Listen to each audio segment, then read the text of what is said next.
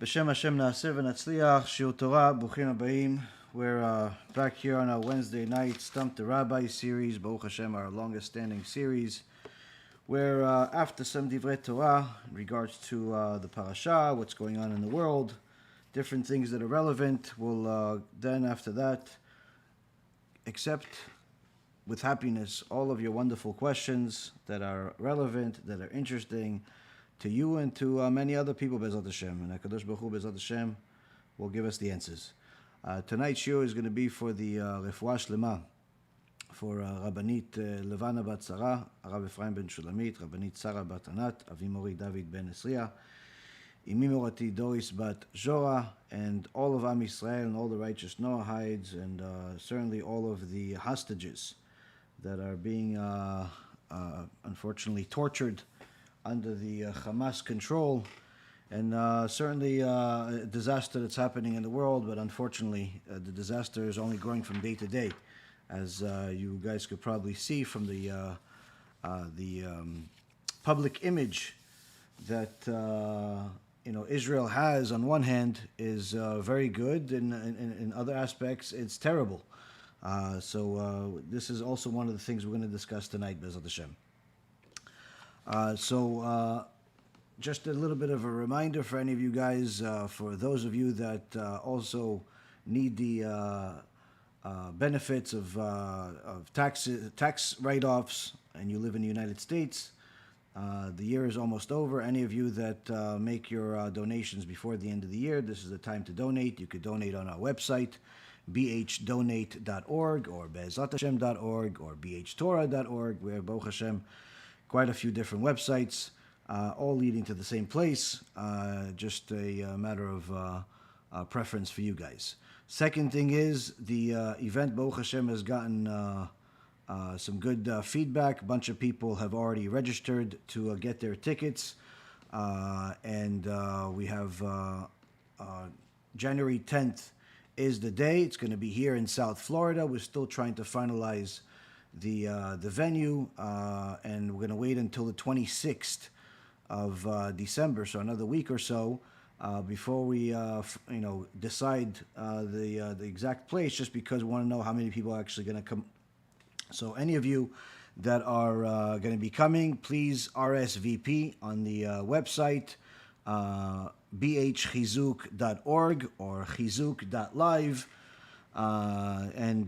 Or you could just simply email us at events@bhtorah.org, and and let us know how many people are coming, so we could sign you up. The tickets are free, but we need you to sign up as soon as possible. As far as whether there will be availability if people register after December 26th, most likely yes. But it's really will be helpful if you guys register beforehand, so we don't end up having you come, but you end up standing up because we didn't get enough room.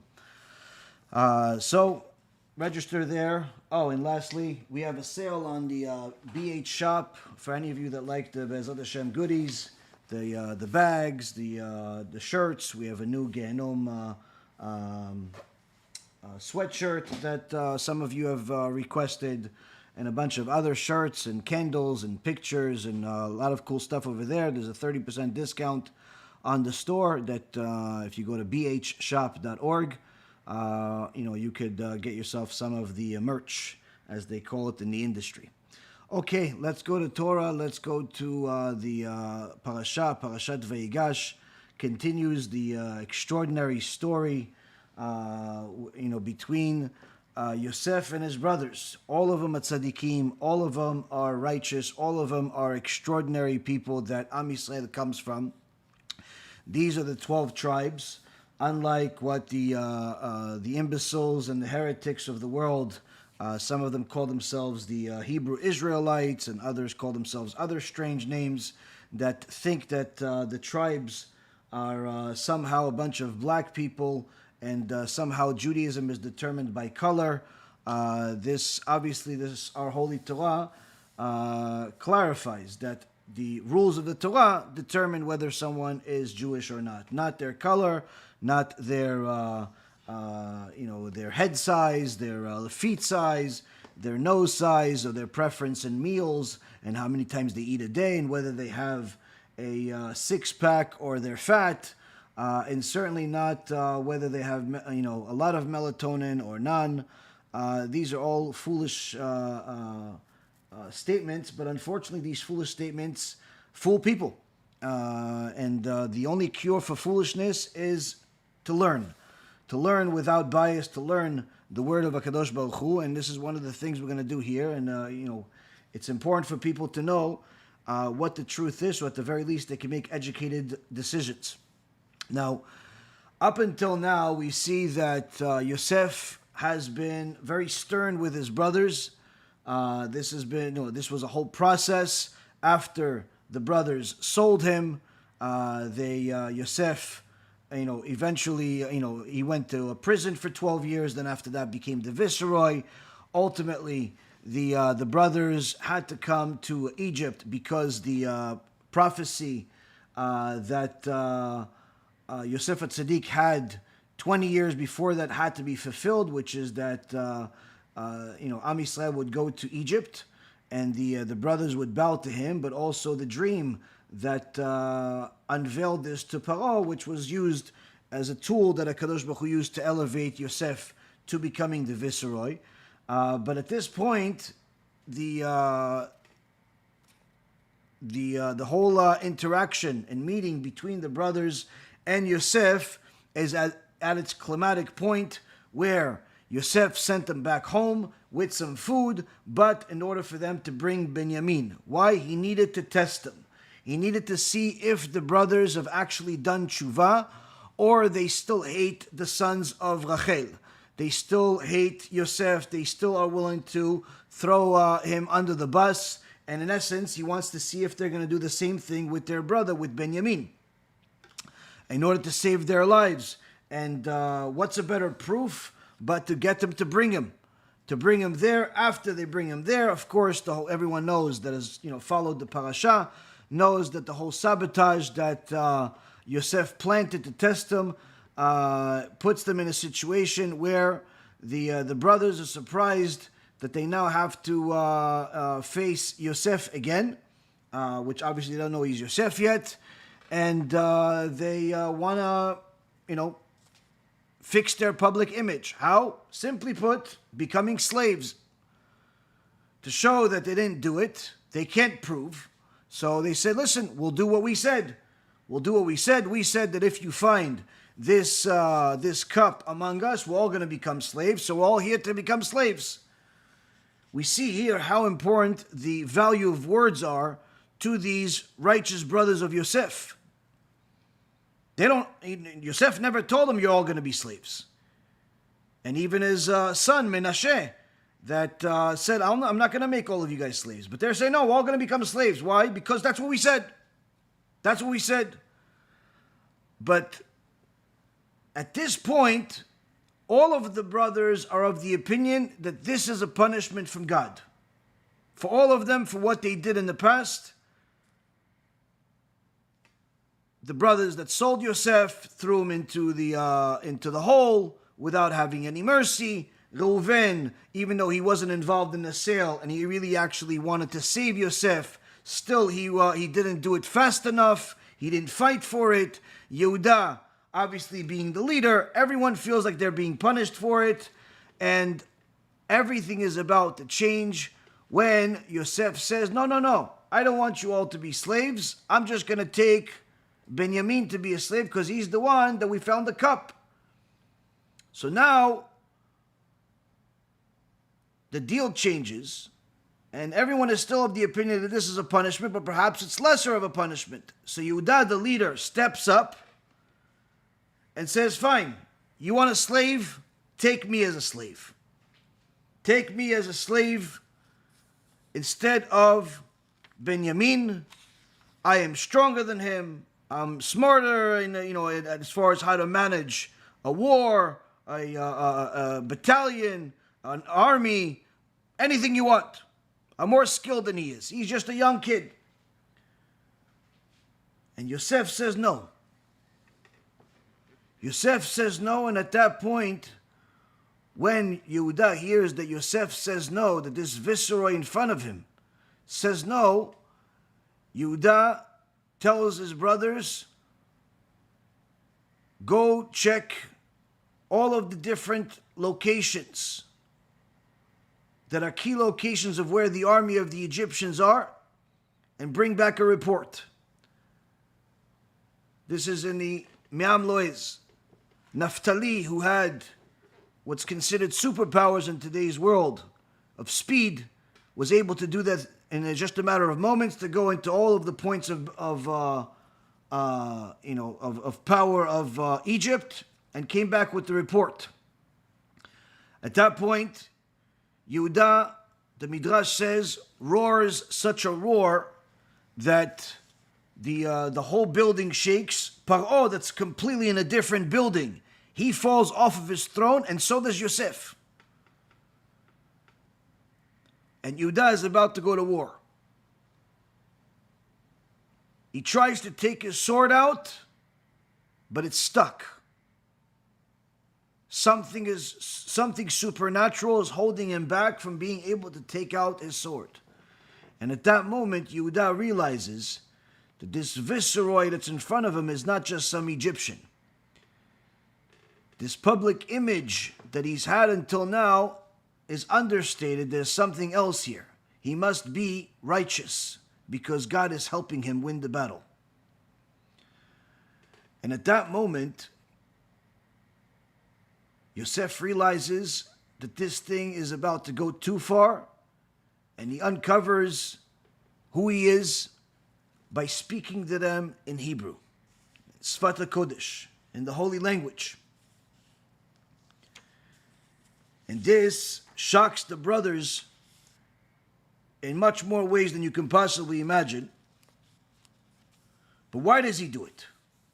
Why is this the main point? Why did he do it 5 minutes before it, 10 minutes before it, a day? Why did he pick this point? In chapter 44, in the book of Genesis, Yehudah says to Yosef, you put us through this whole process of bringing our brother. I told you that I can't because his soul is connected to his father's soul, and his father would die if I didn't bring him back. And then it says, should you wonder why I of all my brothers am advocating for the youth, meaning for Benjamin?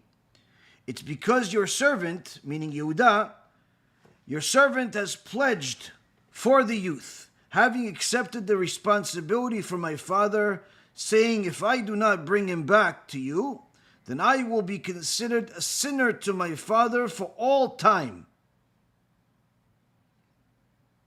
Here, Yehudah discloses something that pretty much breaks the heart of Yosef to make him realize they have done tshuva.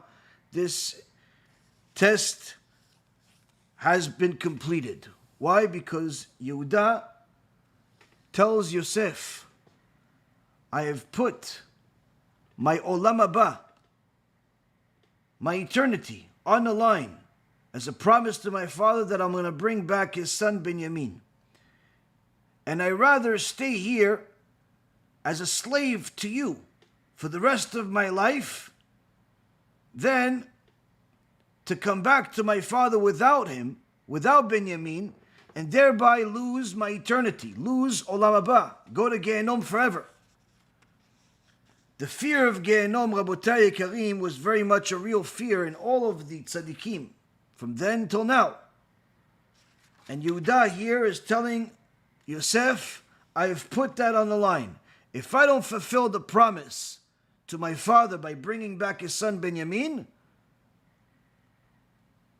I don't have an olam haba. And not having an olam haba doesn't mean you just disappear like some people think, but rather I go to Gehenom forever. I'm going to be considered a sinner forever. And thereby what Yehudah is telling Yosef, it's better that I'm a lifelong servant than even one moment as a wicked person in the eyes of God. Woe to us on the day of judgment Woe to us on the day of rebuke, when each and every single one of us has to face a Kadosh Baruch Hu, and he has to determine whether we are really righteous or wicked. Many people think that they're much more righteous than what they really are, until they start learning Torah and they realize that the list required of fulfilled tasks in order to be righteous is very different than what their imagination was. See, here Yehuda is telling Yosef, I'd rather be a slave. Slave that you could do whatever you want with. Yosef could not steal his face anymore, could not keep his face straight anymore, and he cried out, and he says to them, I am Yosef. Ani Yosef. Aod avi chai. I am Yosef. Is my father still alive? The brothers could not respond to him. And the Chachamim say the reason why is because as soon as they realized that this is really Yosef, every one of them had a heart attack and died.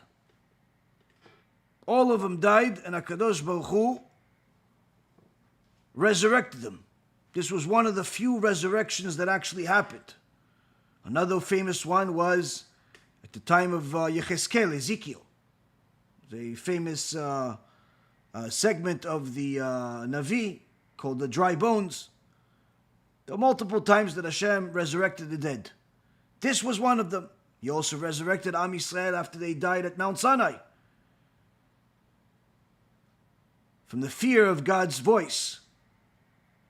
Here, the brothers died from the fear of embarrassment, of realizing that all this time it's Yosef, which means that the dreams that he had 22 years ago, or at this point 27 years ago, 29 years ago, the dreams were right. He was right. He was righteous. We made a mistake. In so many words, we've been living a lie for 30 years. This was too much for any of them to handle. They literally all had a heart attack and died. After they were resurrected, after they got up, Yosef told them, come close to me, to show them affection, to show them that he really loves them. He has no hard feelings.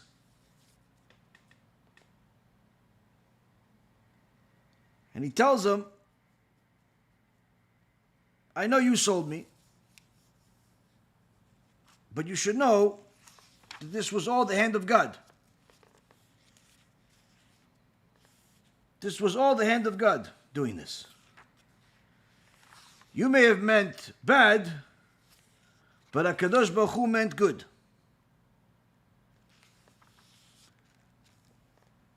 And then Yosef tells them, go bring my father and everyone here, because there's going to be a famine for another 5 years. It's already been 2 years. There's going to be a famine for another 5 years. Now, if Yosef was coming to synagogues today, if Yosef was on YouTube today, if Yosef was on national television today, if Yosef was anywhere today saying to people, ladies and gentlemen, there's going to be a famine for another 5 years, people would boo him off the stage. Why? Oh, you're a doomsday speaker. Why so negative? So what if it's been terrible for the last couple of years? Things are going to turn around. You got to be positive. You got to be optimistic that, if you think good, good things will happen. No. You have to have a reason to think good. You have to have some type of valid reason that justifies the good that you think. But if you're just looking blindly optimistic, get ready to declare bankruptcy.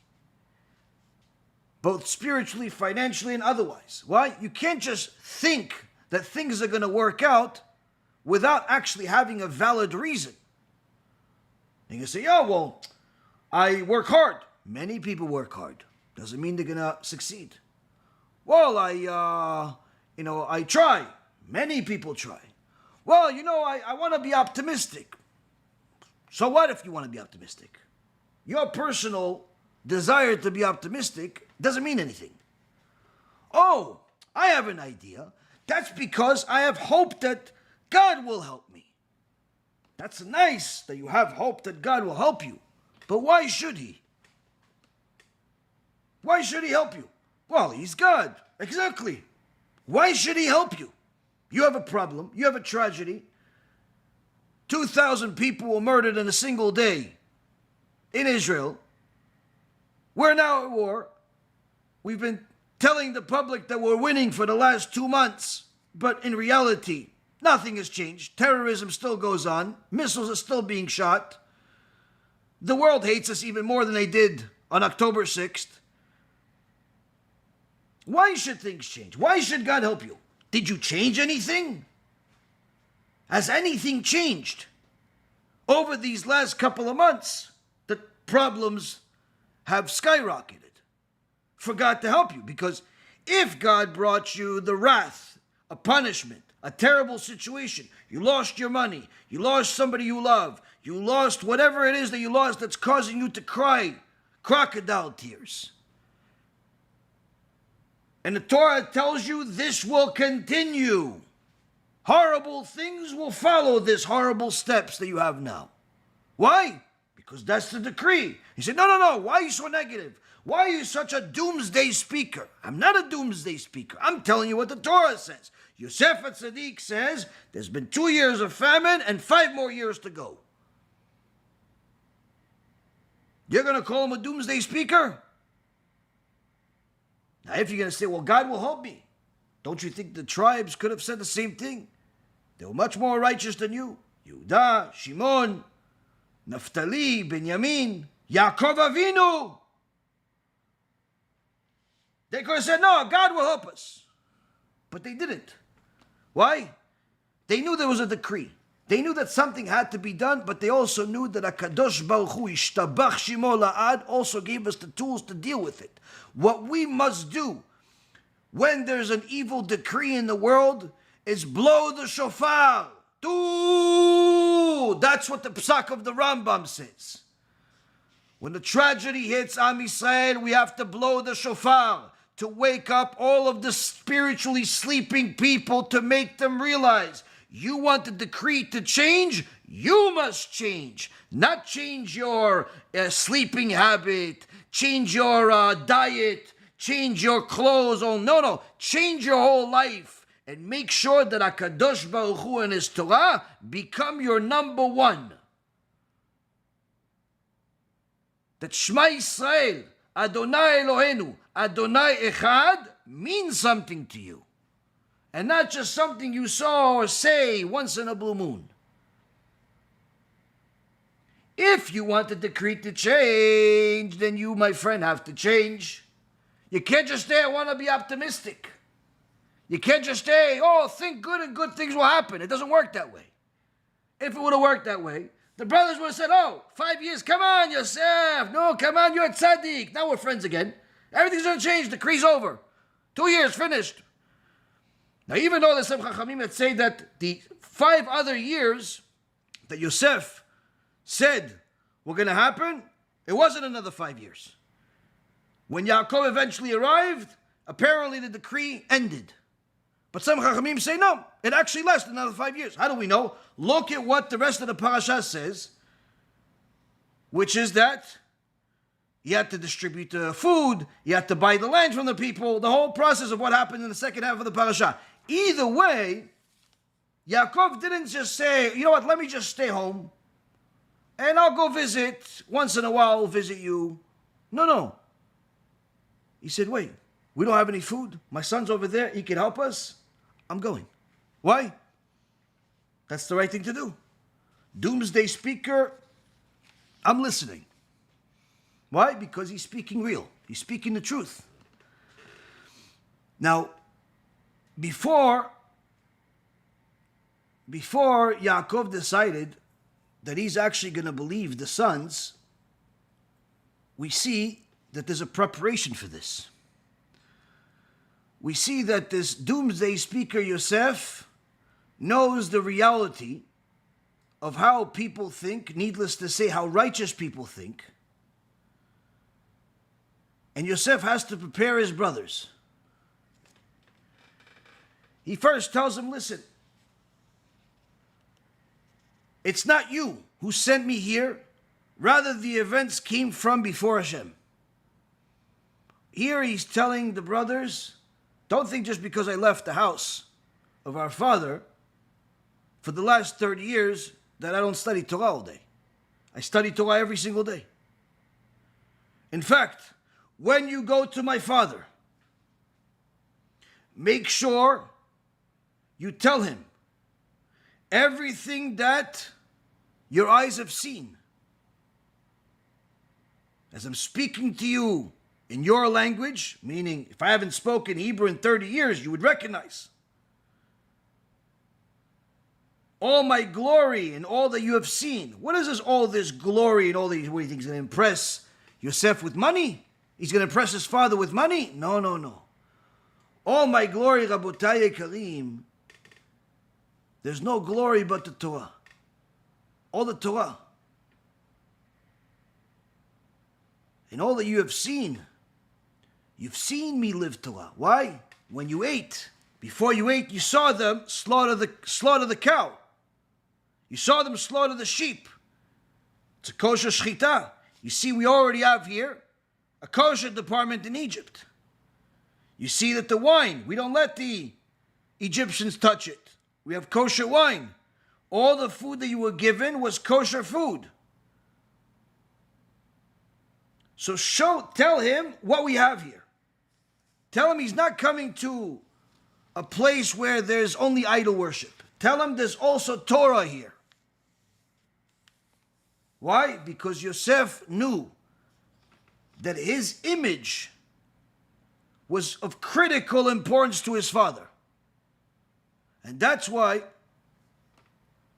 as soon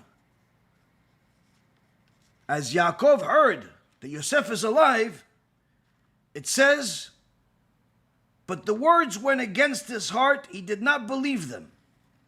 He did not believe Yosef is alive. Why he didn't believe them? Because they said, Abba, Yosef is alive, and he is the ruler of the entire land of Egypt. Yosef said it's impossible. Alive doesn't mean he wakes up in the morning and he brushes his teeth, and then he goes to work. That's not alive. Alive means he still listens to HaKadosh Baruch Hu. Alive means he still prays every day.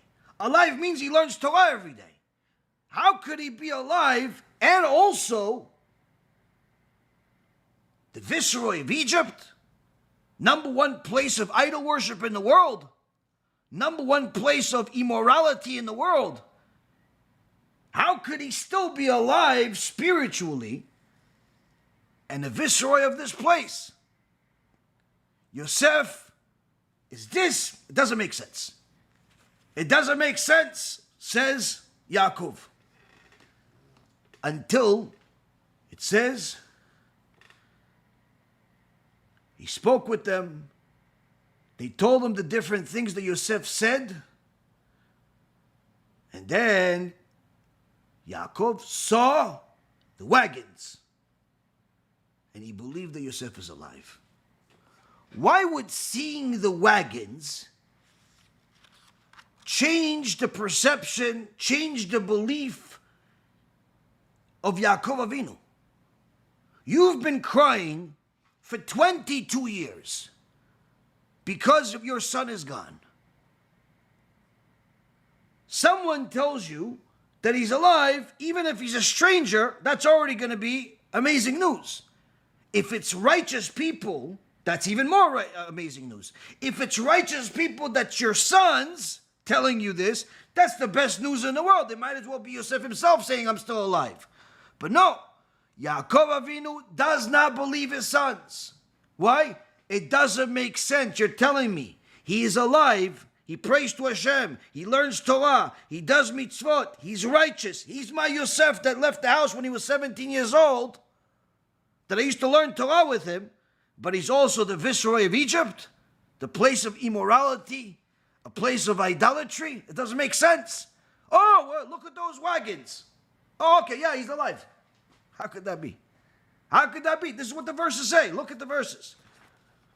Chapter 45, verse number 27. He saw the wagons that Yosef had sent them to transport them. And Yaakov realized that Yosef is indeed alive. And his prophecy came back to him. Why are the wagons changing everything? This all has to do with public image, Rabotai. Public image that many people do not realize how important it is, and many people value it in the wrong way, where they hold it of utmost importance, but not the important parts of public image. And what do I mean? Many people think that public image is if people think that you're smart. People think that you're beautiful. People think that you're rich. People think that everything is okay. So they don't want to hear you arguing. They don't want you to have other people hear them arguing with their spouse. So they say, argue quietly. They don't want the neighbors to hear them yelling at the kids. So they try to do it in a way where the neighbors won't hear. And if it's too late, they tell the neighbors some fairy tale story that something bad happened in reality, even though nothing bad happened. Why? People's perception of what public image is that people don't think bad of you, as far as make sure that they think that everything is good by us, that our life is good, that we're always happy. Show them only the pictures of us being on vacation. Show it on Facebook, show it on Twitter, show it on Instagram and the rest of the tools of Amalek that can also be used for Torah, to publicize Torah, but unfortunately not enough people do it. Show us on vacation. Show us in graduation. Show us eating at a fancy restaurant. Don't show that we got into a fight at the restaurant. Don't show that the bride and the groom almost got divorced at the wedding. Show when they're happy in the picture. Don't show declaring bankruptcy. Show when we bought the house. Show the good stuff. Why? People don't want the world to know that in reality their life is terrible. Their important public perception, the importance of public perception is of high standard to them. But in reality, although it's good for you to have a good life, that's not really the important part of public perception.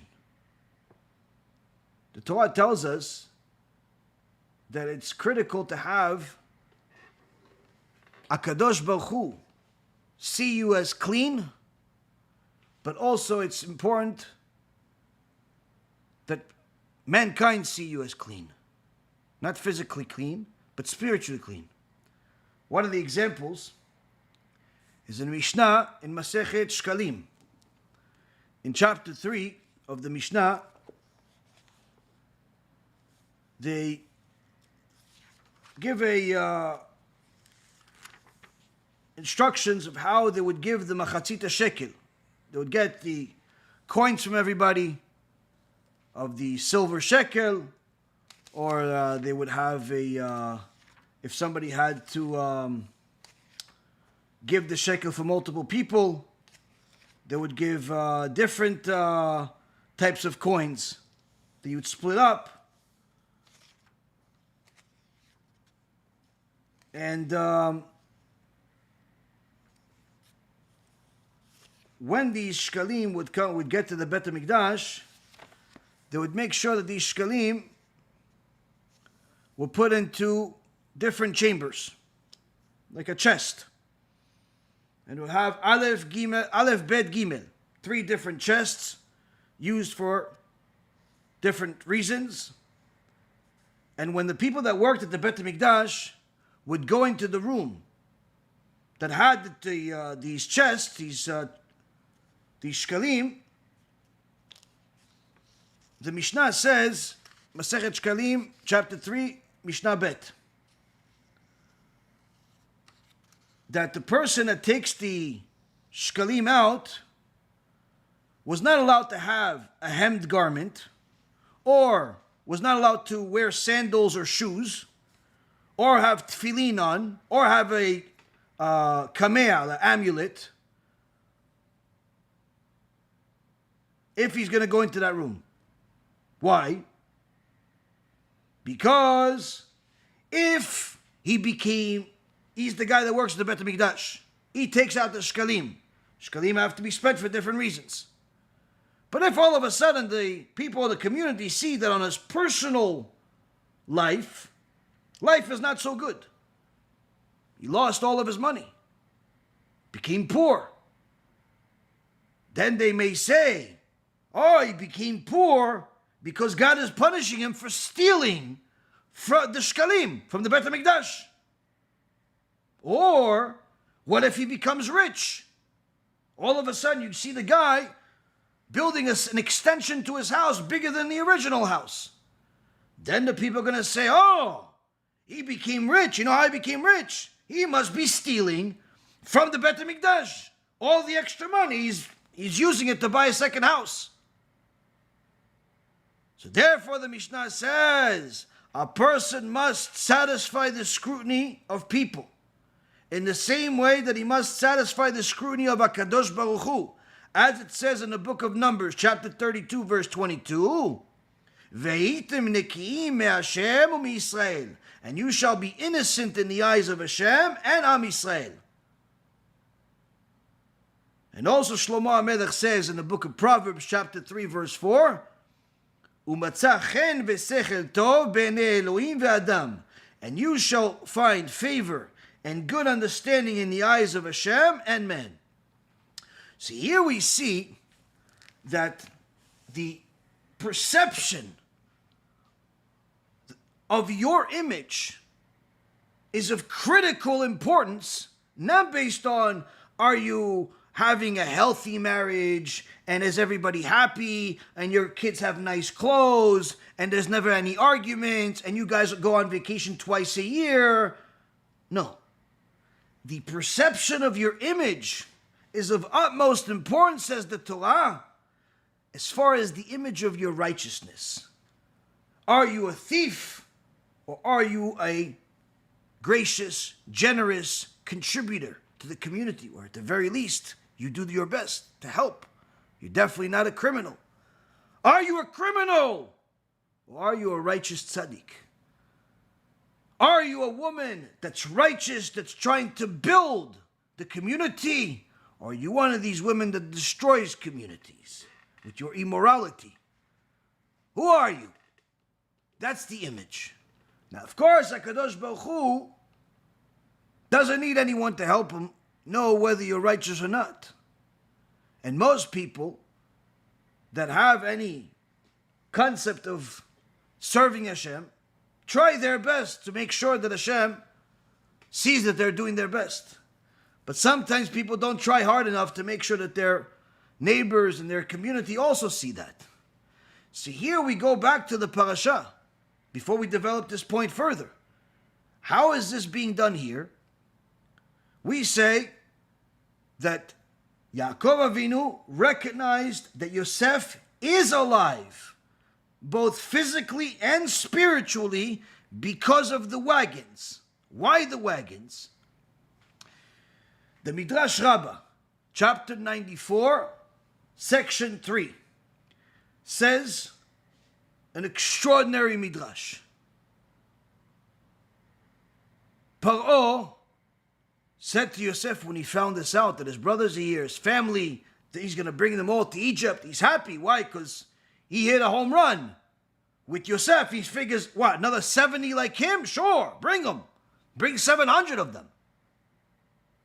It's just like the world. When they discovered that Goldman Sachs, Lehman Brothers, are bringing money into the world They're helping companies go public. They're helping raise money for the different countries to fight their wars, buy weapons, fuel the economy. No one cared all of a sudden that they're Jews. No one cared that Goldman is Jew and Sachs is a Jew and Lehman is a Jew. No, why? They're bringing money. Bring 1,000 of them, sure. When did all of a sudden everybody become anti-Semitic?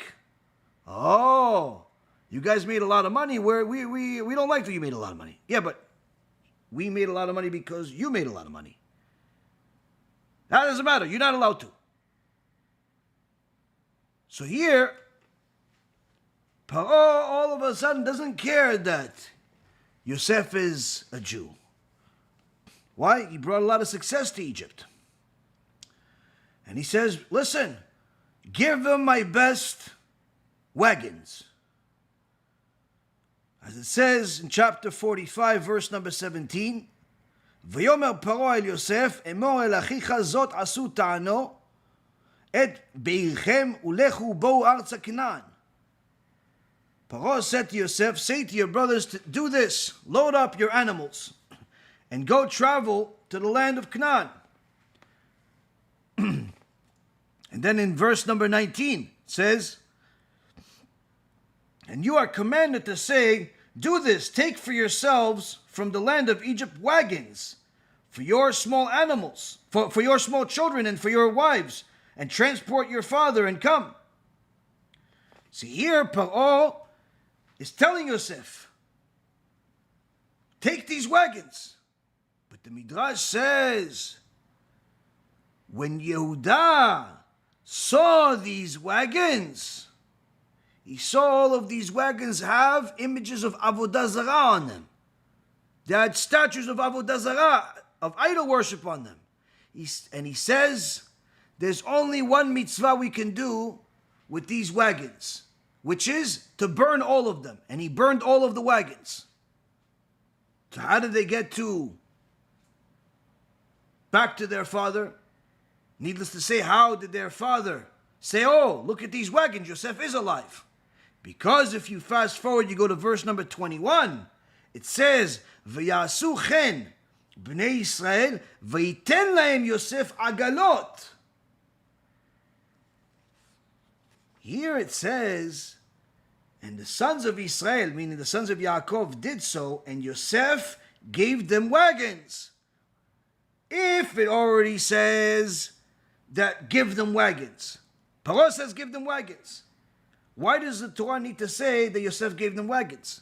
Why are the wagons so important? And then mention again that Yaakov saw the wagons. What's so important about these wagons? The important is the public image, Rabotai. Paro gave wagons. Wagons like he knows. Wagons like he understands. Wagons that have symbols of idol worship. Yehuda and the rest of the brothers says, absolutely no. We're not going to benefit from idol worship. I don't care who says what they say. You bring me a wig, it's going to get burned. It's going to get destroyed. Why? Because I know it comes from the idol worshipping temples of India. A Jew is not allowed to benefit from idol worship.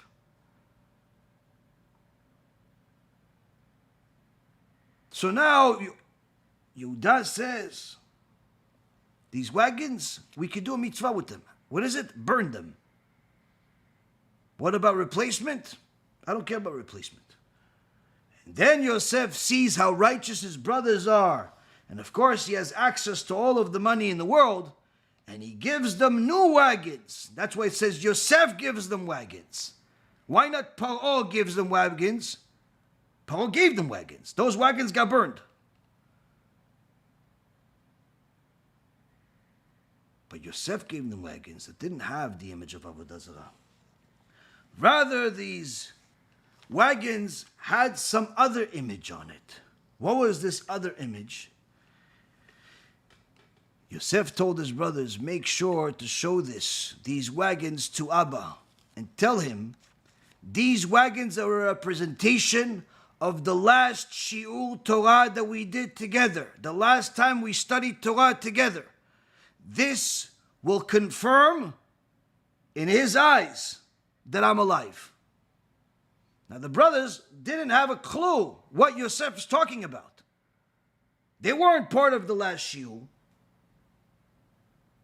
They weren't part of it. They don't know what he's talking about.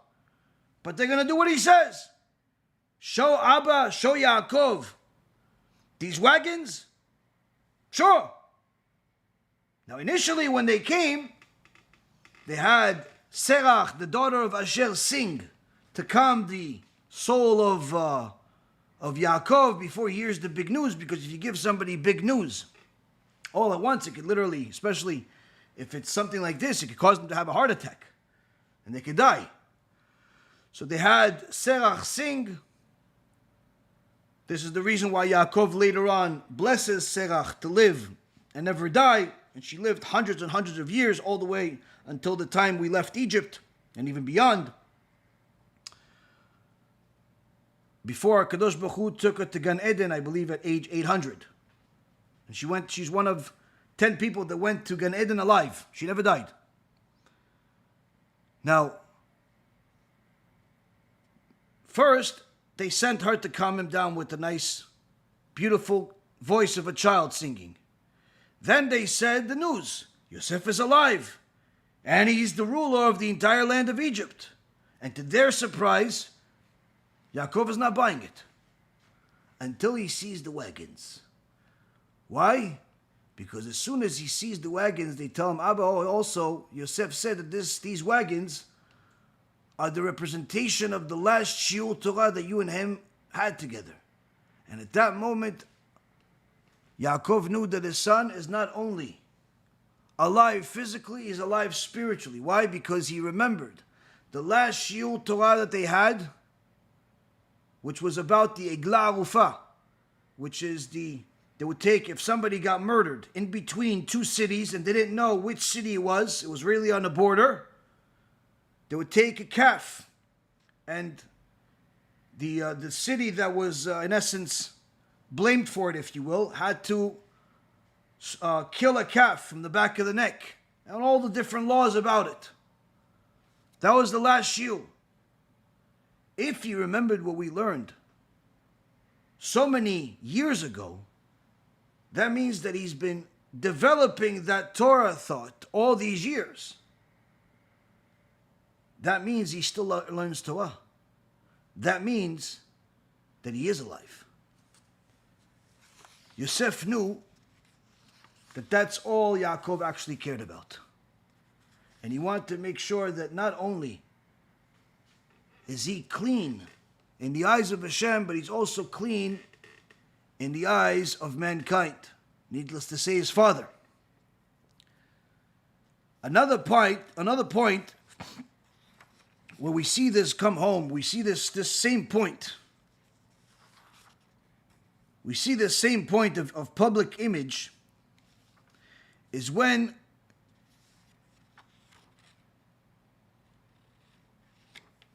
the family finally gets to Egypt. There's a whole count in the Torah of how many people, the 70 souls.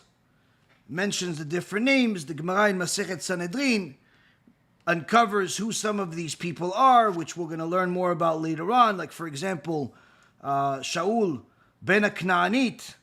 His father was Shimon, and they call his mother Knaanit, the Canaanite. But in reality, he was the son of Dinah, and she's called the Knaanit because she was raped by Shem. But why is it so important to mention this guy and make such a big thing of it? Because Shaul ben Knaanit got blessed with many years, and he was very righteous for most of them. He was hundreds of years old, but eventually he went against Moshe Rabbeinu, and he was later on called Zimri.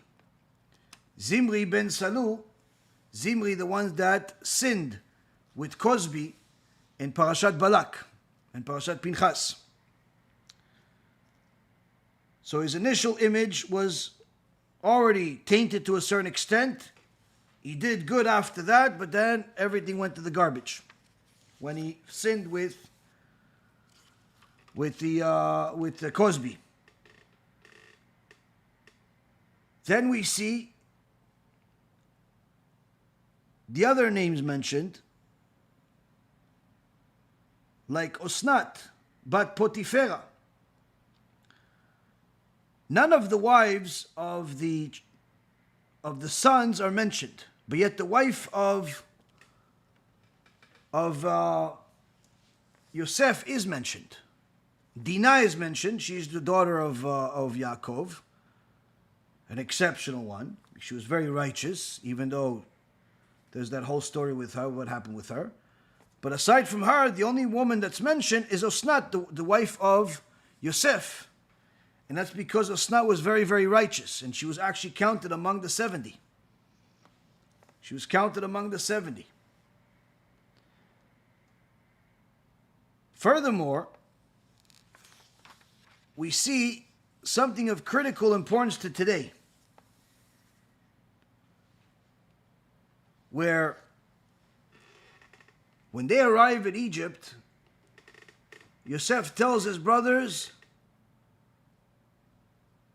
everyone thinks that you guys are all shepherds. That's your public image. And the Egyptians hate shepherds. Keep that image. Meaning, it's okay if the Goyim don't like you. Why? If they don't like us, it helps us separate from them. We could be amicable. We could do business together. But we don't have to like each other and be friends and eat together and chas v'shalom marry our kids together. So if they don't like you, they think that you guys are, but they're willing to accept you. You live in your neighborhood, they live in their neighborhood. That's a good thing. So make sure you tell them we're shepherds. Don't tell them that you're also warriors and you also can do a lot of other things. No. Stay separate. Because if you don't stay separate, this could lead to intermarriage. Your public perception as shepherds is what you need to keep. They kept this so long as Yosef was alive, if you will, but eventually this stopped and they started buying land in other places and mingling too much with the Egyptians. At the end of the parasha, many Jews, for whatever reason or another, try to compensate for the fact that they're Jews. Either they're self-hating Jews and they hide the fact that they're even Jewish, or they're Jewish and they're even considered religious. But they get really impressed anytime a non-Jew says something good about the Jews. Oh, look at this Arab. He said nice things about the Jewish people. Oh, look at this leader of, England. He said really nice things about the Jewish people. Oh, look at this whatever person. They said good things about the Jewish people. Now, yes, it's nice that you have non-Jews say good things about the Jewish people, but how come you're not as excited when the holy rabbis say good things about the Jewish people? When the Torah says things about the Jewish people? Why do you get, so bent out of shape when other people recognize that we're good? Why do you need this recognition by others? Now, even though we just said that the public perception of you and your family, your kids, has to be stellar. But that's based on your effort. Meaning, if everything that you're doing is according to the Torah, you're following what Torah says, you're being honest in business, you're being honest with all of the dealings that you have with Jews and non-Jews, but people hate you anyway, that's not your problem. That's not your problem. Your problem is if they hate you because you did something. You told them it's going to cost $150, but it ended up costing $400 without an explanation. You told them you're going to show up at 1, but you showed up the next day at 3. You told them one thing, you did another. Then it's your fault. Then it's your fault. So, the perception of your public image that's within your control, that's your responsibility.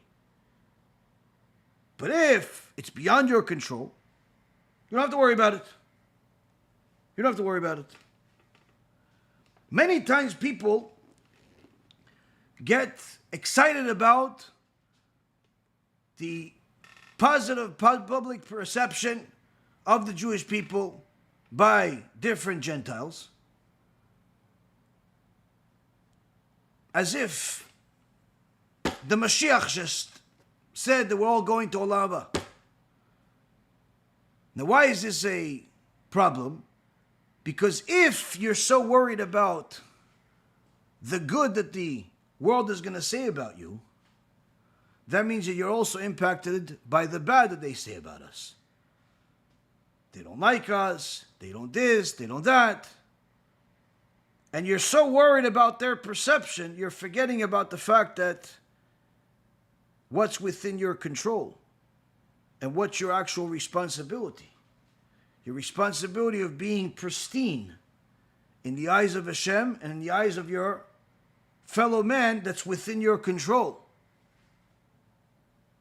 And this is one of the missing points out there that we have, where there's this relationship between the U.S.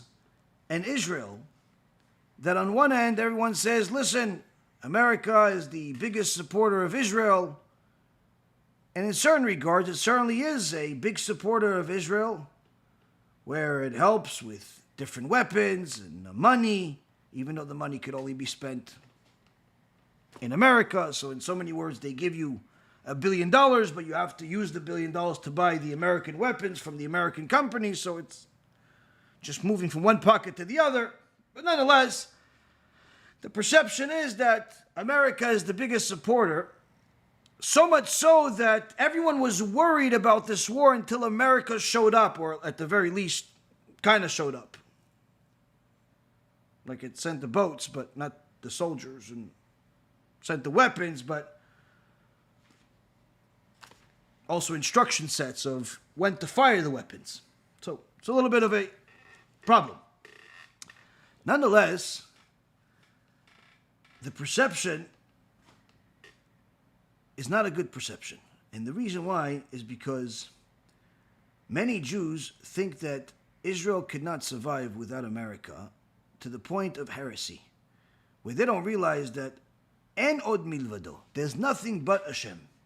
There's nothing but Hashem. Only Hashem decides whether we survive, whether we thrive, or whether we don't. Not America, not England, not Germany, not Iraq, not Iran, not China, not anybody else. Only HaKadosh Baruch Hu. Now, when people have such value disproportionately put on the relationship between Israel and America, it's very easy for a person to become a heretic and start thinking that if there's no American support, we're doomed. If America says this, we have to do it. And there lies the problem with this war and many other things, because the reality is, Rabotai, although in the beginning America was helping us by providing weapons and some public support, they quickly changed their mind, and now their support is causing Israeli soldiers and civilians to die or to be at risk. So Yaakov Avinu and his son Yosef want to make sure that this does not happen in Egypt. So in chapter 47 of this week's parasha, it says, "Vayavo Yosef vayaged leparo, vayomer avi ve'achai ve'tzonam u'bekaram ve'kol asher lahem ba'u me'eretz Canaan, v'inam be'eretz Goshen." Yosef came and told Paro, and he said, "My father and my brothers and their flocks and their cattle and everything they own has arrived from the land of Canaan, and they're now in the region of Goshen." Why didn't he just say, "Listen, Paro, remember my father and my brother, I told you they're coming? They're here." Why does he have to mention all the details? My father and my brothers and their flocks and their cattle and everything they own, they came.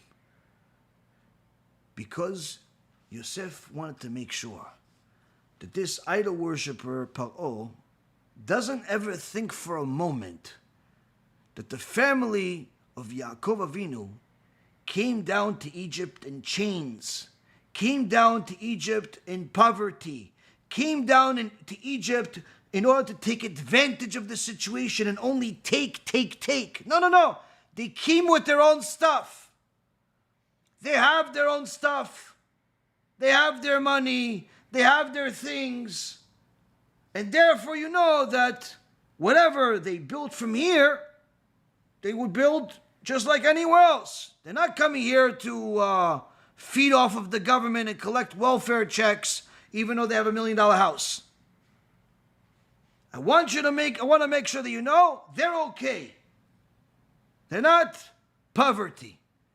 This, Rabotai, is extremely important for people to know, that this whole thing, this whole perception that the world has of Israel, that Israel could not survive without America, is the wrong perception. Now, I'm not saying that we should be ungrateful to any of the allies that Israel has, but it's also of critical importance to know of the different benefits that America gets from Israel. For example, the entire technology sector in America would not exist if not for the inventions and developments that happened and happening in Israel. Many of the major things that have happened throughout history started in Israel. And until this day, many companies get started and built in Israel, and then they get bought out by the bigger companies in America. Furthermore, many of the weapons that America and the different companies that it has, Northrop Grumman, and the other companies that are within the weapons industry, they also benefit by doing business with Israel, because Israel develops their weapons further and many times gives that development and those ideas to America for free. In essence, that's part of the relationship. So they sell you a $100 million weapon, but they get $100 million in return because the weapons get upgraded and developed in ways that the Americans simply couldn't think of and didn't think of. The point being is that this is not a one-way street. If America is in alliance with Israel, that means it has its benefits. And this is one of the things that rarely gets mentioned in the media or anywhere else. Why? Because most people think that Israel is like a homeless country that simply is begging for change. Secondly, it's also important that although the public perception of Jews is very negative, where they say, oh, Jews, they all have money, and then it's terrible. And, and sometimes the Jews try to, they either overcompensate by trying to pretend like, we don't have anything, or the opposite. They simply don't care, and they flash their money like in unreasonable ways. So, a middle ground, as the Rambam says, is always best. Success is not a sin. Success is not a sin. You know what's a sin? Success that comes at the cost of other people's failure, where the failure was not was a unethical one. Meaning, if you're succeeding because you're an ethical business practice, and you do good things, and you provide a good product, you provide a good service, your customers are happy, then that, regardless of how successful you are, you should publicize the good that you do. The good that you do with the money is one thing, but also the good business practices are more valuable. Many people publicize the good that they do with the money. Oh yeah, we donate to the zoo, and we donate to the synagogue too, and we donate to the ice cream parlors, and we donate. No, the donations don't make you good. Donations don't make a person good. Bernie Madoff donated millions and millions of dollars, but he was donating other people's money. So obviously it doesn't make him good. So instead of publicizing the donations, publicize the good behavior that got you to the point where you're able to donate. Meaning the good business practices. The good Samaritan, where you're actually a decent human being. You actually have decent practices and you have clients that are actually happy and not ones that want to sue you. So if you have that kind of a business, that's what you should publicize and be proud of your success. Be proud of this, not just the monetary success, but the success of the ethics that you learned from the Torah. On the other hand, if your success came as a result of screwing people, as a result of stealing from people, then you should know the day will come. And as a Kadosh Baruch Hu promises in the name of Shlomo HaMelech, every one of those people that's stealing from people, that's taking advantage of people, that is causing a Chilul Hashem, a desecration of God's name, even if the desecration of God's name is in private, the punishment, says the Mishnah in Masechet Avot, the punishment for those people will be in public. There will be a public embarrassment to those people. Just like you see sometimes, different schools, and unfortunately, there was a story not long ago of a bunch of people from a so-called yeshiva that stole millions of dollars from the government to do all types of developments in the schools that never actually happened. They were desecrating God's name in private. Why? Because certainly some people knew, but not the public. But eventually, the public was made aware of their crimes. The public was made aware of their crimes because they were publicly exposed and they publicly went to jail, and the public story. This is a Kiddush Hashem. Them getting arrested, them getting in trouble is actually Kiddush Hashem. Why? Because that's what HaKadosh Baruch Hu promises. That's what HaKadosh Baruch Hu promises.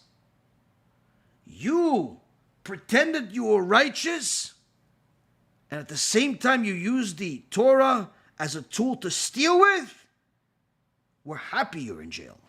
Why? You desecrated God's name. You made the Torah look terrible. You made the Torah look terrible. You made God look terrible.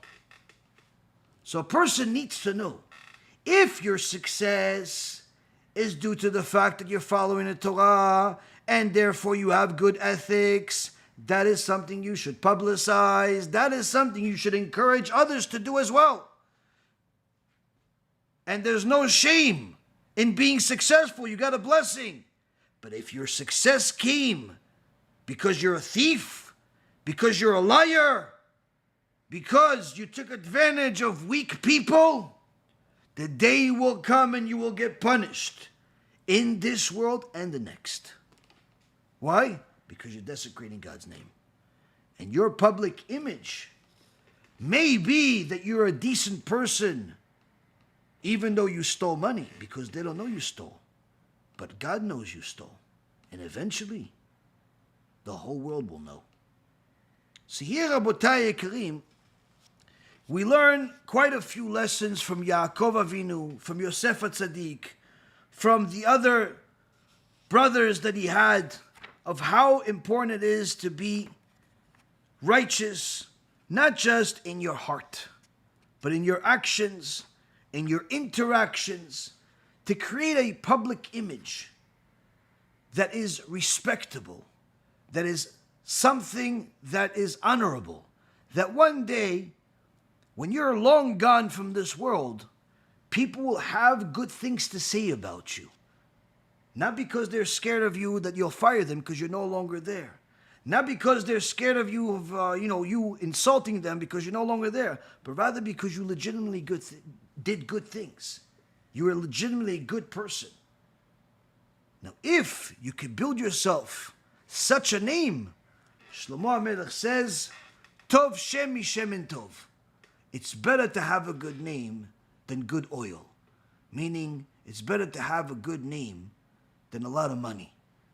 Because a lot of money, it's good, but it doesn't last. Even if it lasts you a lifetime, you still can't take it with you to the real eternal world. But a good name, as a result of following the Torah, that's something you could take with you. And that's something that's priceless. Much more than good oil. With that being said, there's plenty of other things we can learn from the parasha, but I know that some of you have some serious questions. So BeEzrat HaShem will get a quick drink and then start answering your questions, BeEzrat HaShem.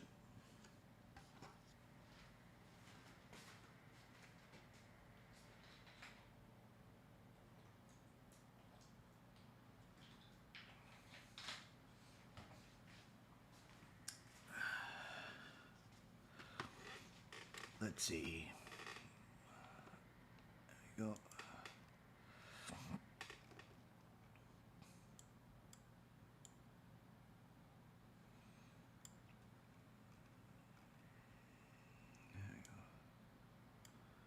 All right.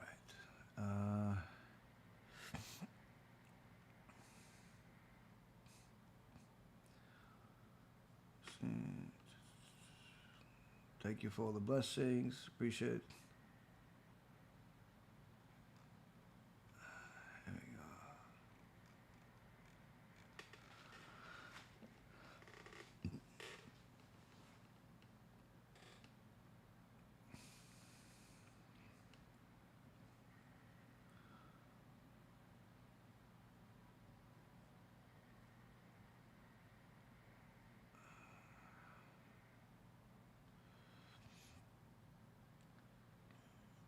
I think you should allow him to... Oh, okay. There's a question before that. You said the brothers died and Hashem brought them back to life. Did Benjamin die also? According to the Me'am Loez, everybody died. But if you dig deeper into it, you could very well find that it's only the ones that the other brothers. Not sure. I think it was a surprise to everyone that Yosef died. Perhaps Benjamin died for a different reason, but needless to say, he was also surprised. Let's see. When someone has many children, who of those children should be responsible to take care of the parents? Is the responsibility of all of them, right? Yes. I mean, technically, it's responsibility of everyone, but it's not so simple, meaning that if the parents have money, then they need to use their money to take care of themselves. When the kids can't do it because they have their own kids, they have their own houses, they have their own lives, they can't just simply do nothing to help themselves and just put all the responsibility on their kids. So there's specific laws that have to be done. If the parents have money, even if the kids have money, you have to use the parents' money first. There's no obligation for the kids to lose money for the sake of the parents. If the parents don't have money and the kids have money, then the kids should give money to their parents. And if they don't, then the community and the rabbi should influence the kids to give the money to the parents as if it's tzedakah. Point is that there's laws to doing all of this, but it's not so simple to just say that the kids are responsible for the parents, because it also depends what kind of parents. You know, if the parents are wicked people that, tormented their kids, or as is unfortunately common today, even raped their kids and molested them, there's no responsibility for the kids to take care of these types of parents. Even though they're biologically the parents of the kids, there's no obligation for the kid to take care of such a parent. So again, it's not such a simple issue. There's a whole book that's part of the Yilkut Yosef that we published together with the Rishon LeZion, Rabbi Yitzchak Yosef, and part of that book has the laws of Kibud Avayim, of honoring your parents. And the first 2-3 chapters talk about, in essence, this question. There's a lot of different details. Can a deceased people take care of the living people? I don't know what you mean, take care of them. I mean, deceased people, can they, help them as far as spiritually?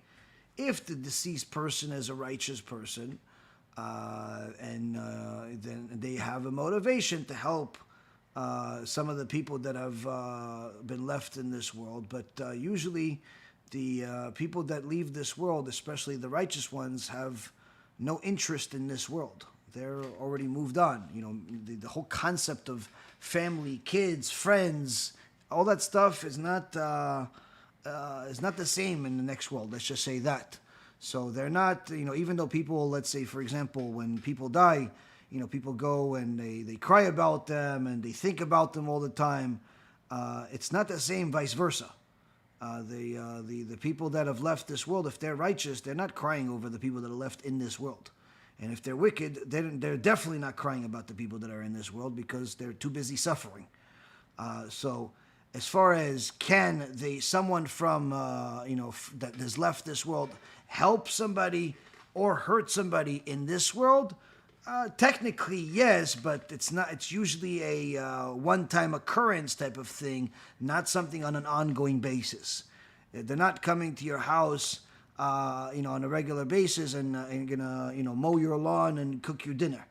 There are stories in the Gemara where Rabbi Yehuda Nasi used to, after he died, he would come and do kiddush for his wife every Shabbat. He would come in a body, even though he died. He would come in a body and he would do kiddush for them every Friday. But again, this is Rabbi Yehuda Nasi. It's an exceptional tzaddik. It's an exceptional story. There's also a similar story with Rabbi Eliezer ben Rabbi Shimon, who didn't have to get buried for over 20 years, and he would still answer questions even though he died. So there are stories like that of exceptional people that lived that still had an impact on this world on a regular basis, but they're, again, few and far in between. As far as people that have left this world, 99.9% after they leave this world, they have no connection to this world anymore, simply because they're either too busy suffering or they're too busy receiving the reward that they got for being righteous. Exceptional situations are when something happens to their, let's say, their family, their kids, then they could come to those events. Like, for example, the parents attend the wedding of their children spiritually if the wedding is a kosher wedding. Meaning, if the parents died and the kids are getting married and it's a kosher wedding, the parents can come to that wedding spiritually. The neshama leaves heaven and comes to this world and sees the wedding. This is one of the Chachamim in Eretz Yisrael taught this in a shiur that his father would speak to some of them. Long story short, this is something that does happen. But again, these are specific events that are of, for righteous people. But it's not like, for example, if the guy says, listen, help me pass the test, I need to pass the math test without studying, and somehow the dead person is going to give you, the knowledge of the test in your head. I don't want people to think that they could communicate with the dead on a regular basis and somehow depend on the people that have left this world to fix this world's problems. So everything I always have to spell out, because when you deal with the masses, you have to assume that not everybody is of the same level of brightness. So I have to speak to the brightest light as well as the dullest one as well, and that's why I have to spell things out, even though you yourself that's asking the question may not need the spelling out, but others do. So that's why I'm spelling it out.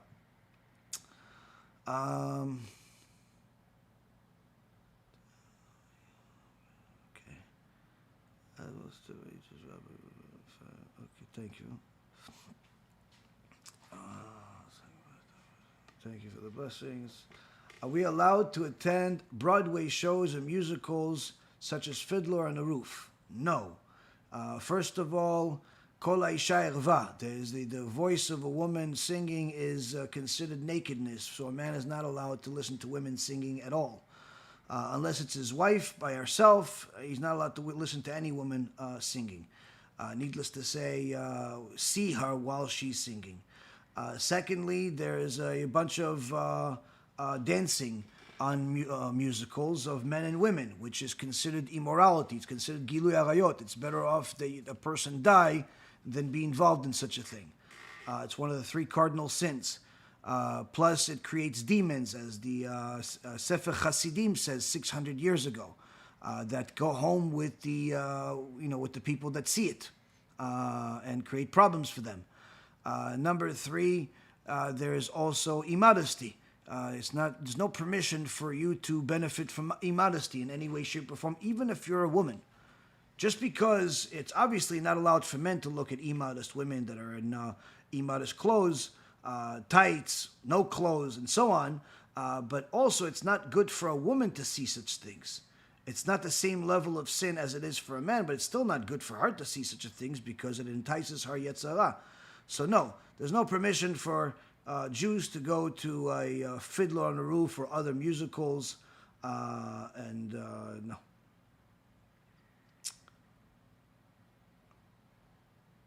Okay, my cousin invited us for a secular New Year. I explained to her that we do not celebrate this New Year. She said that since it's a calendar year that we all follow, it has some significance, and she just wants us to visit her. What should we do? You should send her the short clip that I have that's called Sylvester. And she should know what is this New Year, what is the real meaning, historical meaning of the New Year's. The historical meaning of the New Year's is the celebration of the birthday of a person named Sylvester that would celebrate his birthday by murdering Jews in the masses. You could watch that lecture or the short video about it and know what its actually real name of New Year's around the world is Sylvester. It's not. No one else calls it New Year's other than Americans. But the only reason why this is actually celebrated, initially how it started is, and how the calendar is even made and so on, is because of this Sylvester. So this is actually like celebrating Kristallnacht or celebrating October 7th as a good day, that Jews got murdered. So unless you're a Palestinian terrorist, usually those days are not good. So New Year's is not a good day for Jews. Is it allowed to sell holy things like mezuzot and tefillin online? If you are a Jew that is familiar with how to handle mezuzot and tefillin, and you know the halachot, and you know where you're buying them from, and it's only it's holy people that are the scribes behind it, there's no problem. We sell it on our website. But a non-Jew is not allowed. I mean, they technically can do whatever they want, but you're not allowed to buy from a non-Jew mezuzot and tefillin. So no kosher Jew would ever buy from you. Anyone that buys from you is usually ignorant people, because halacha says they're not allowed to buy from them, because it's how do you believe it's even real? The second thing is that. It's not the appropriate thing to do as far as for Jews to buy from non-Jews. They have to help go to scribes that they actually know, that they know who actually wrote this tefillin, who wrote this mezuzah, rather than just buy from somebody that is not even observant of the Torah at all. So so there's no permission for a non-Jew to do it. If you're talking about a Jew, like I said in the beginning, a Jew could sell it if he actually knows what he's talking about. Meaning he knows how to, the scribes, he knows it's not just, for the sake of, flipping things. And buy for 100, sell for 150. He actually takes responsibility of the validity of these scrolls of mezuzah or sefer Torah or the tefillin.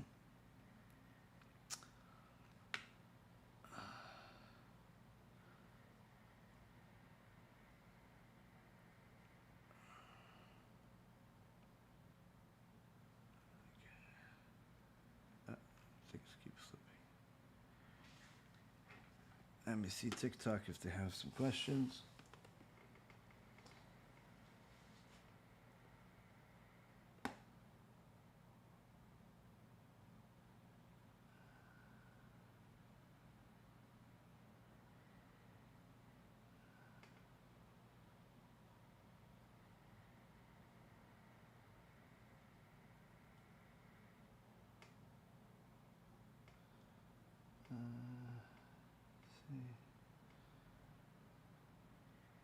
terrorist over here. It's amazing how many they have on TikTok.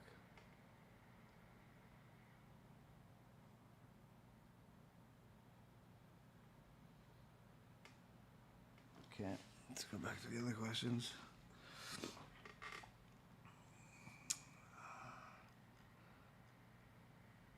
How could a person attain merit to always have shlom bayit and be blessed with children, or is having children only based on your mazal?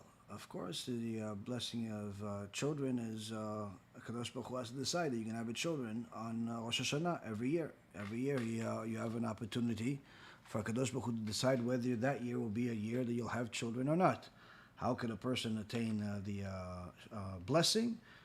First of all, by following the Torah. Keep Shabbat, keep family purity, modesty. Second thing, the greatest thing that a person can do to improve their shlom bayit is by learning Torah.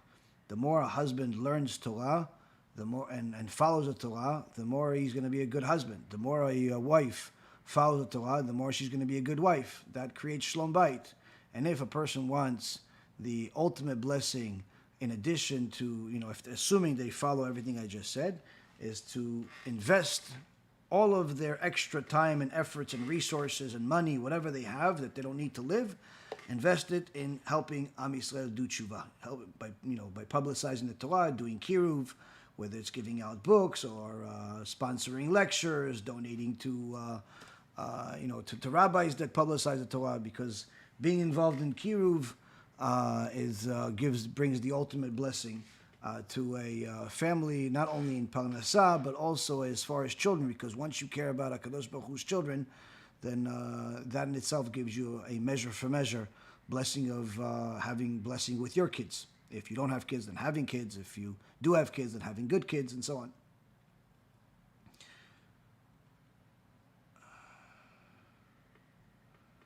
Does Manis Friedman know what he's doing is wrong?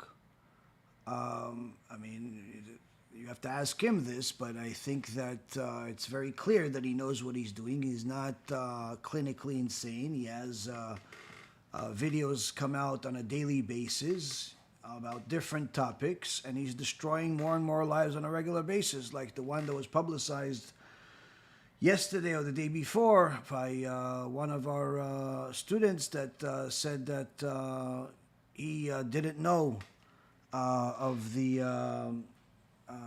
Manis Friedman's lies yet. He was still new to the Torah, and he watched some of his lectures, and he still didn't know yet the difference between truthful Torah and lies. And one of his friends from law school was very depressed and suicidal, so he recommended to her to watch this lecture that Manis Friedman made, because it was discussing suicide. He hasn't watched the lecture, he wrote, but this rabbi with a long white beard was talking about it, and he's a very famous rabbi. So he gave her the lecture, and a month later he found out that she ended up committing suicide by hanging herself. And then when he watched the lecture or the video, he realized why the video not only didn't help her, but actually encouraged her to kill herself. Because unlike what the Torah says, which is that suicide is forbidden, and a person that does it, whether Jew or Gentile, will get punished severely for doing so, apparently Manis Friedman justifies people committing suicide in some way or another, where it's apparently no longer a big sin, and in so many words, he excuses suicide. So this is obviously not only a distortion of the Torah, but it's also, as I've said already for years, he is a danger to society. And everyone that is his victims doesn't know that, because you have to know what the truth looks like in order to know that he's saying falsehood. As far as he himself, he certainly knows what he's doing. In fact, even when I spoke to his son, and I asked the son, why does your father lie so much? He said, so what if he lies? Look at the results, meaning look at how many books he's selling and views he's getting on the internet. They don't care about people. They care about money. They care about fame. They care about the perception of their image. But don't worry, my dear friend, the day will come, and Manis and anyone that supported him will have such public shame, such disaster. The only thing you can compare it to is what happened to Haman. That's what you'll see. The day will come, and it's going to happen. There's going to be an extraordinary disaster coming with his name. And everyone is going to know that anyone that listened to him, anyone that bought his book, anyone that was ever associated with them should literally be ashamed of doing so and has to do tshuva. And he himself, he will not leave this world in a innocent fashion of with the positive image that he so some people think he has. You'll see that the way he leaves this world is exactly the way the truth is, and the truth will be shown to everyone.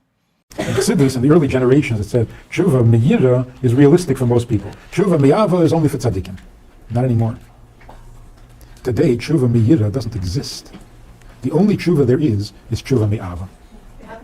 Which means the tshuva is, I just want him back. That's not yira. Because we know, you have to know, the Eibush that is not angry at you. He's angry at himself.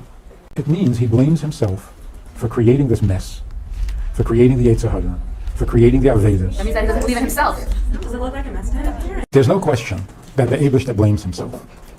And that's why he's asking us to come and be forgiven. We're not even asking him to forgive us. He's asking us to come Yom Kippur so that he can forgive us. Why? Because it's his fault. So it says in the davening, 100 different times in the Yom Kippur davening, we refer to the Eibush that as Noisei Oven. Noisei Oven, which means he tolerates our sins. That's the simple meaning. The deeper meaning is he carries the sin. It's his fault. So why does he forgive us? Because he's Noisei Oven. Because he takes the blame. How could he not?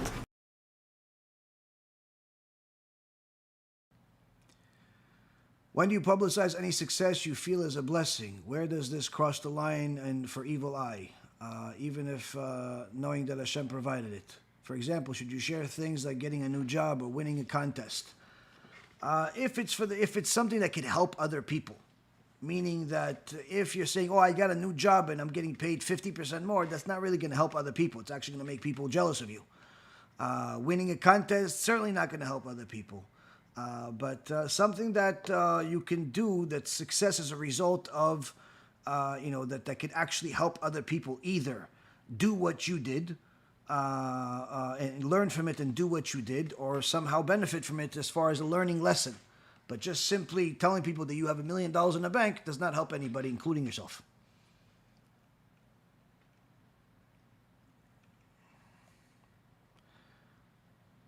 Is it correct for someone to be adamant against Christianity and against having a tree in the house when his partner is for it, and eventually the partner claims to end up hating Judaism for it? He's not violent, cursing, acting obscene.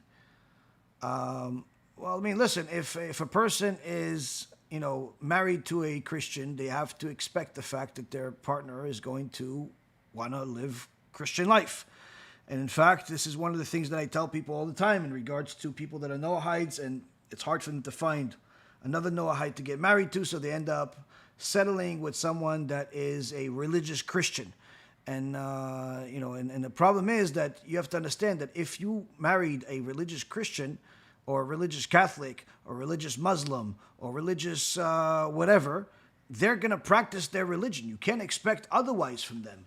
Now, if you want to influence them to do other things, meaning you want them to follow the Torah, you're not only going to have to do that yourself, but you're also going to have to be very, very patient and persistent to help them do it, which means you'll have to tolerate them not doing it for an extended period of time until they do it. If you can't tolerate them practicing their current beliefs, then you have to break off the relationship. But you're only going to be able to inspire somebody to change and go on the right path if you have the ability to tolerate them being on the wrong path. Not because you agree with it, but because you understand that this is their current perception, this is their current reality. Many people think that just because they changed their mind and they saw the truth, all of a sudden everybody else can see it. They forget that it took them 20 years to see the truth. They forget it took them 30 years to see the truth. So it's a very, very selfish and egotistical thing that people that suddenly see the Torah as the truth, and they start hating all of the people that they grew up with just because of their beliefs. If you hate them because of their behavior, they're bad people, they're thieves, they're womanizers, they're rapists, pedophiles, things like that, then you have all the rights in the world to hate them. But you can't hate them for growing up believing one thing because that's what they were taught. If you want to help them, just like if you want to help a fellow Jew, the first thing is you can't hate them.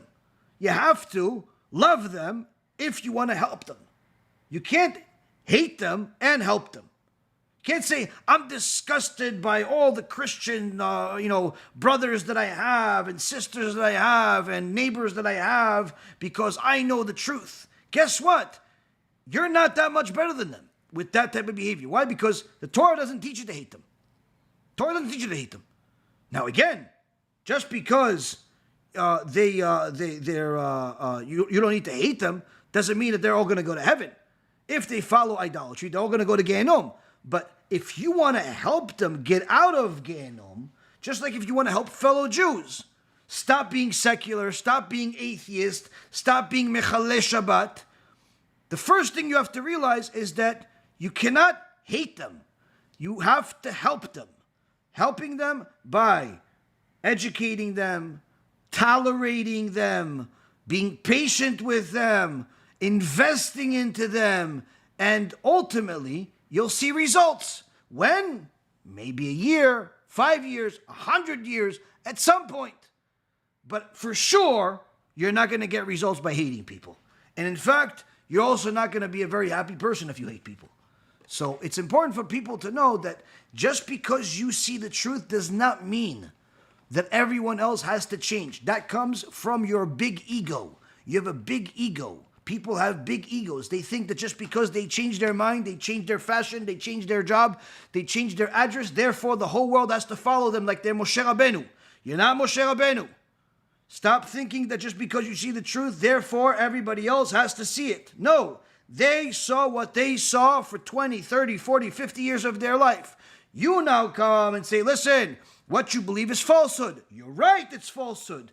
But if you insult them all day, yell at them all day, abuse them all day, why should they listen to you? Because even if you're right, why would anybody want to be next to you?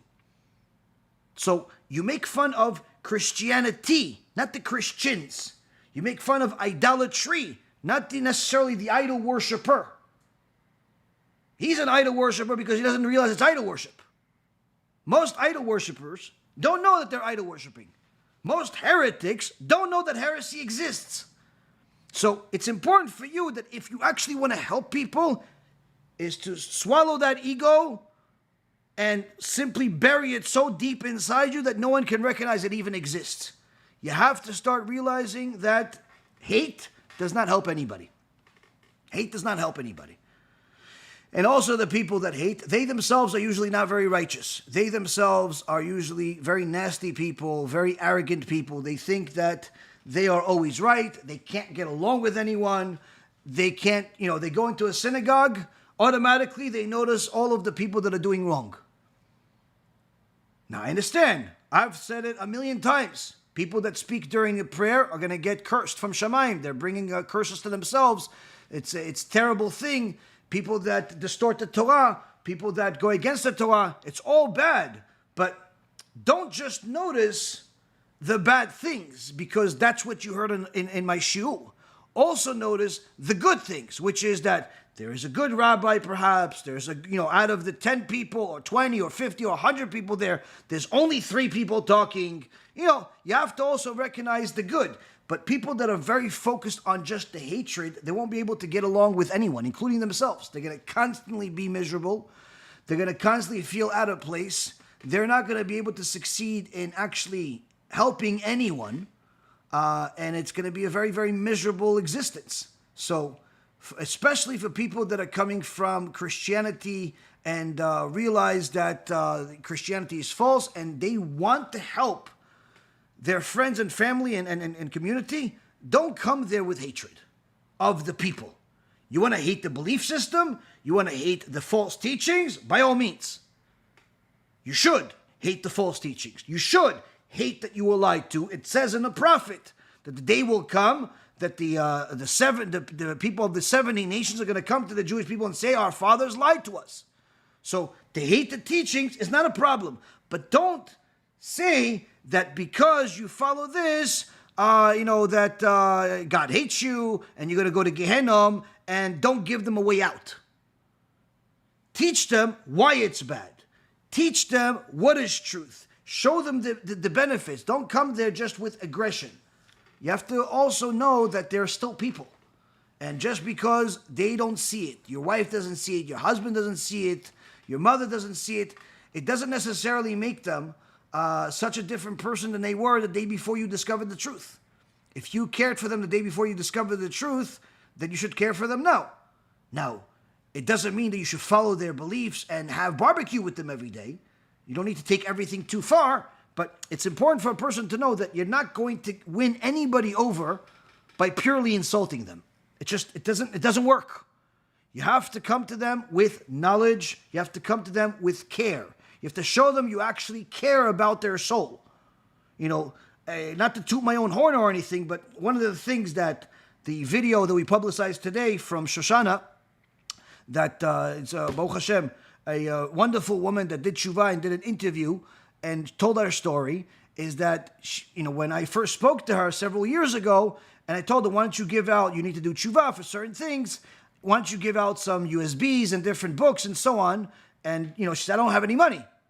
And I told her, listen, I'll send it to you anyway, even though just a shipment to her cost, I think, like $300-400 because it was coming from the US. I still did it for free, and we send it over there. And she says, that's what showed me he actually cared about my soul. Because I didn't need to send it to her. I have other people I could send to in America and anywhere else. I don't need more people to send it. I always like to have more people because I know it also helps them. But the point is that she had the right perception of what happened there. I actually cared about her doing tshuva.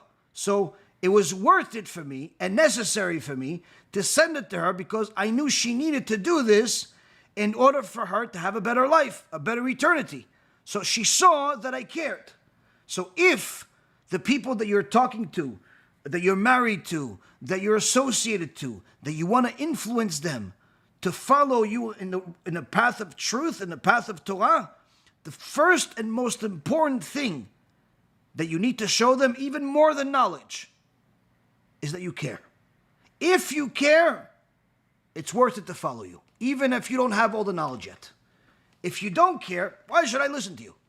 If it's just you showing off that you're better, so what? So that's the thing. Now, if you're married to somebody that has a different belief, then again, if you cannot tolerate their different belief, then the marriage is not going to succeed. Not just because of this current belief, but because there's going to be other beliefs you're not going to agree with. But the same token, if they are trying to influence you to follow them, and you're slowly seeing yourself following them, then of course you have to leave.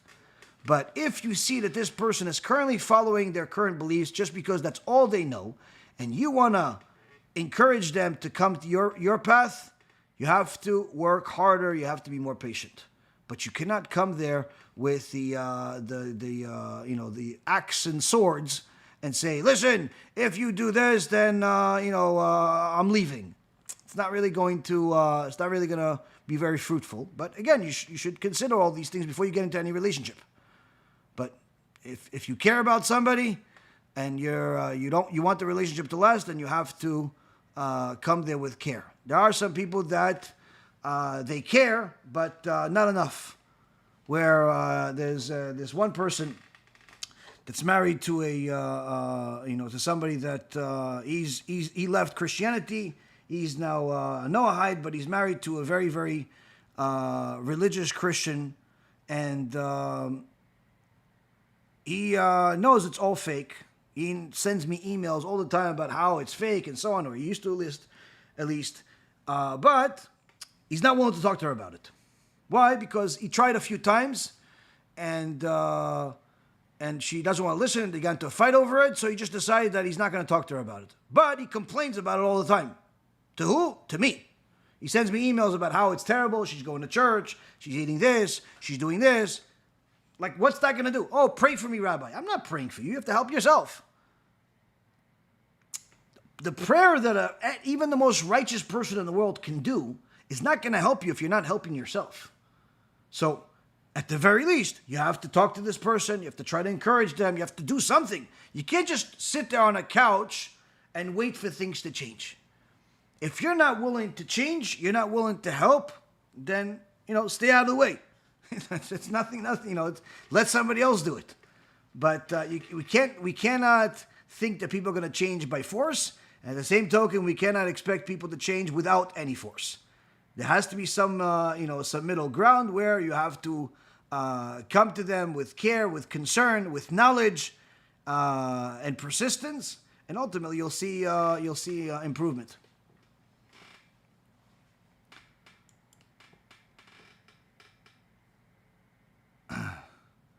How do we differentiate between being humble in front of Hashem and being weak, pushover? In front of Hashem, there is no strength. If a person understood who Hashem is and what Hashem is, they would literally realize how much of a zero they are. So it's there's no such thing as weak pushover. Hashem could simply decide a person would not exist from one second to the other. A person should, the Shulchan Aruch says, in Orach Chaim, towards maybe the Siman 100, and no, maybe even sooner than that. But anyway, in Orach Chaim, he says that when a person prays to HaKadosh Baruch Hu, that he should pray like a beggar. He's begging for his life, begging for existence. That's how a person should pray to Hashem. That's how a person is supposed to pray for Hashem. How do we become fear of God? I mean, how do you attain Yirat Shamayim? How do you attain fear of God? You learn Musar and you apply it to your life. The more you learn Torah, you apply it to your life. The more you follow the law and apply it to your life, and the more you follow the consequence of not following the law, the more you understand the constant oversight that Hashem has. And as our own dear Rav Sharvit, our Rosh Kollel, says in one of his shiurim, that the more a person thinks about Hashem and od milvado, that there's nothing else but Him, the more they acquire fear of heaven.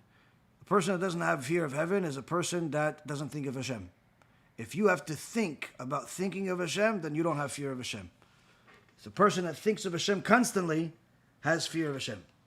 So so the more mitzvot you do, the more Torah you learn, the more you connect your second to second life to Hashem in some way or another, the more you'll fear Hashem. Well, for those Jews who live in isolated places, who are frum, how should they deal with loneliness?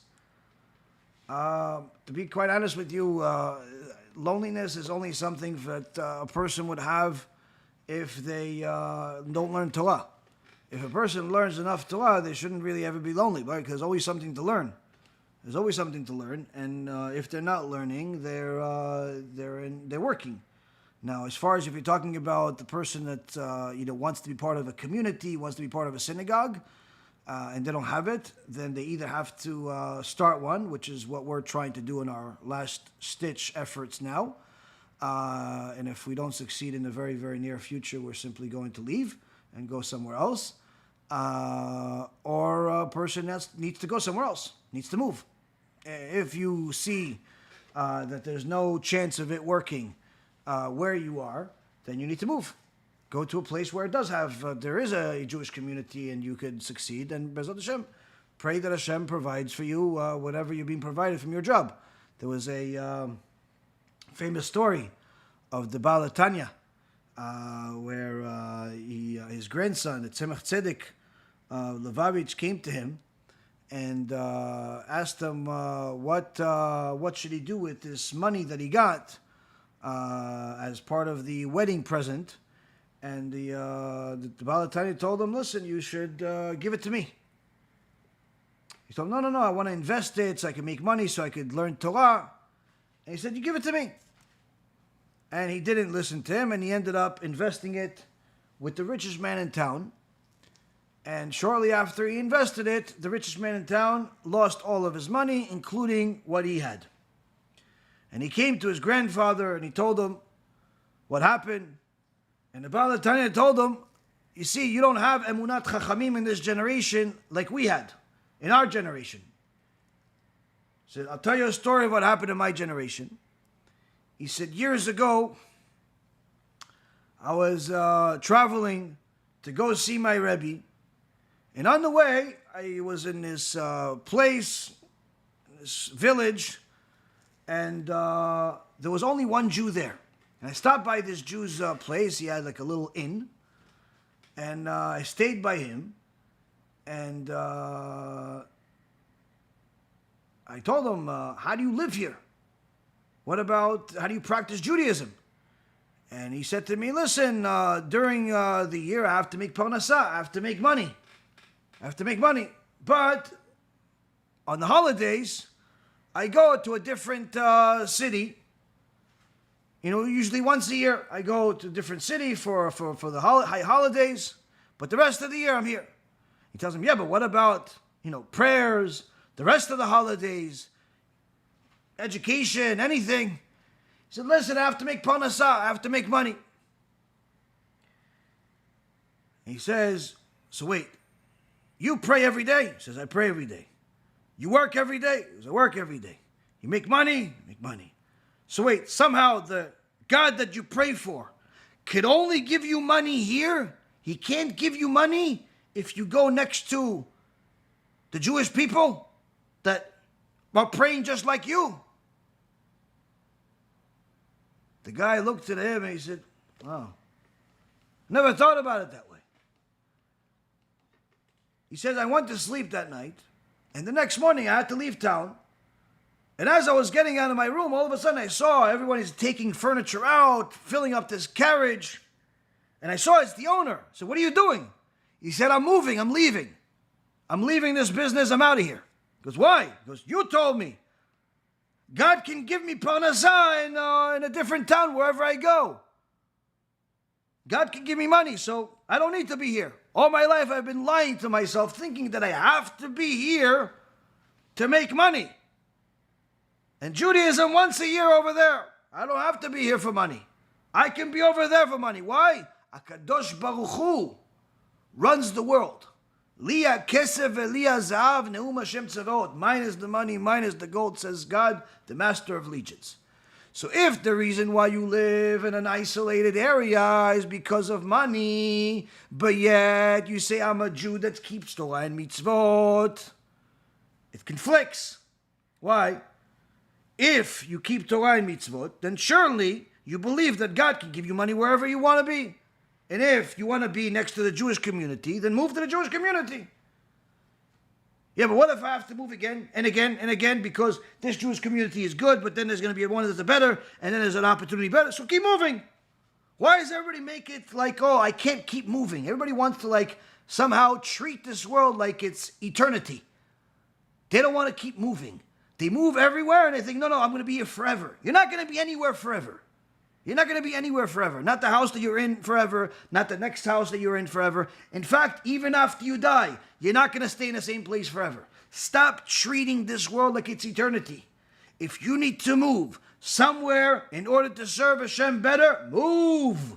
Move. Move next to Hashem. Move to serve HaKadosh Baruch Hu and believe in HaKadosh Baruch Hu. Stop thinking that HaKadosh Baruch Hu is limited. Stop thinking that HaKadosh Baruch Hu can only give you money if you're somewhere. Move. Go wherever you need to go in order to serve HaKadosh Baruch Hu. Only reason why I'm still here in America is not for my own personal benefit. It's because there's a bunch of people over here and a bunch of people all over the world that want to move into a community we want to build here. We haven't had the success yet. But I promise you, I've been trying already for several years. If that time is running out, if I don't succeed in doing something in the very, very near future, literally less than a year from now, then we're going to have to be moving also. Why? I have to move closer to Hashem. Wherever that's going to be. If that's going to be in Israel, then I'm going to Israel. Not because I don't care about the people here, but because I do care about them. And if I move, I'll tell them to move with me. If they can't, then at the very least, hopefully they're living wherever they're living that's in good communities. But the key is to understand, if you're going to build something, then you have the permission from your rabbi to actually be in an isolated area until you build it. But if you're not building anything and you're simply waiting for something to change without anything being in the works, then what are you doing? You got to move. You got to move. The fact that you're comfortable in your house or comfortable in your job is not good. Why? Everything in this world is temporary. Everything in this world is temporary. So that's what the Baal Tanya told Tzemach Tzedek. He told them, look at how much emunat chachamim this simple Jew had. I just told him a Dvar Torah the night before. I was a guest in his inn. I told him, how you live here if the Jewish community is over there? Hashem can give you parnasah over there. Look at the emunat chachamim he had, just because he heard that I'm a talmid of a big rabbi. That was enough for him to follow what I said and leave everything he had. Leave his business. Leave everything and go where the Torah was. That's emunat chachamim. Sadly, not everybody has emunat chachamim.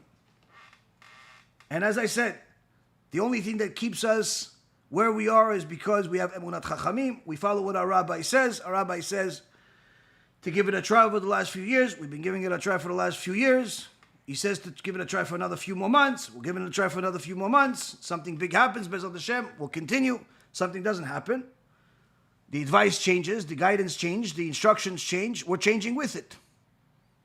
But if it was just simply following my own personal preference, I would have been out of here already a long time ago. So a person needs to have da'at Torah, the opinion of a Torah, guide him. Not the opinion of the IRS, not the opinion of the government, not the opinion of the weather, and not the opinion of, I like the scenery. He has to have da'at Torah guide him. Da'at Torah guide her. If you have da'at Torah, the opinion of a Torah, guide you, you're always going to be in a good place wherever you are. If opinion of a Torah is not guiding you, wherever you are is not good. Wherever you are is not good. So it's important for a person to follow what Torah says, and BeEzrat HaShem they'll succeed. Another one or two questions and we're done. Question about modesty. Is one allowed to wear a shell under imada's dress to kosher it? The shell seems to be too tight around the arm. Obviously, if one thing is tight and the other thing is tight, then what are you getting out of it? If two things are tight, it's like a person wearing, saying, "Oh, I don't want to, bathing suit is too tight, so I'm going to wear another bathing suit on top of it." No, each thing has to be, it's no problem to kosher a dress or a shirt that's immodest. For example, there are many dresses that most dresses that people sell don't have sleeves. They simply don't have sleeves. So kosher women, what do they usually do? If they want this dress, they get some type of shirt, long sleeve shirt or the like, that they wear under it or over it. So all of a sudden this dress turns into, a completely modest attire. So there's no problem with that. But you can't kosher a pig with another pig. You have to know that, okay, if this is doesn't have sleeves, the only way to fix it is if I have more sleeves, if I have longer sleeves. But there are certain things that you can't kosher. For example, if it's a short dress, you can't kosher it just because you have longer stockings. If it's a short dress, it'll remain short even if you wear stockings that cover your face. So the dress has to reach the 6 inches from the bottom of your knee, meaning the bottom of your knee plus 6 inches. That's where it's supposed to be when you're sitting down. If the dress doesn't do that, if it's already shorter than that, when you're standing up, then there's nothing you can do to kosher it. It'll never be kosher. But if it's missing arms, it doesn't have arms, or it's short arms, that you could do. You could fix by having a what's called a long sleeve shirt of some kind or jacket that can kosher it. But again, whatever you're koshering it with has to be kosher itself. Has to be modest itself. Did Joseph forgive his brothers after his father died? Technically, he forgave them. He didn't take revenge against them or anything, but certainly there was a reality, which is that they sold him. So it wasn't 100%, but it was mostly, and that's why Chazal says that he died 10 years younger than them. What happened with King Shaul that killed himself before he got killed by the enemies? Because Shaul was concerned that if the enemies capture him, then they will desecrate God's name by using him and publicize idolatry, so he didn't want to be used for that purpose, and therefore the Torah gave him a permission to kill himself.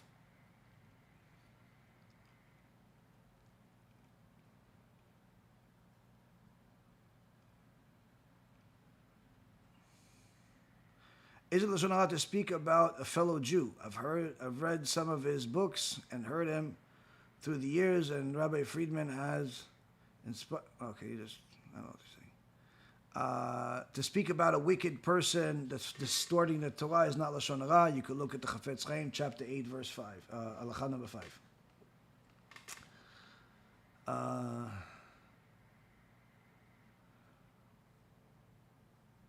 It's shocking to hear such things about Manis. Okay, I have probably a dozen videos that discuss Manis. You could go watch them, look at the sources, compare them to what Manis says, and you'll see that it's not only permitted to talk against him, it's a mitzvah to talk against him, and anyone that's like him.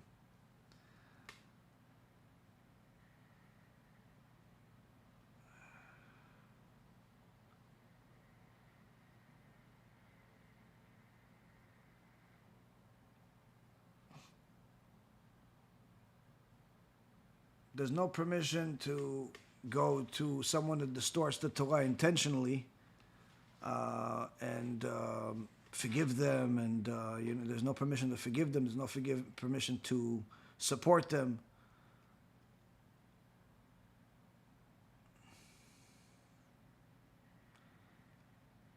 Let's see.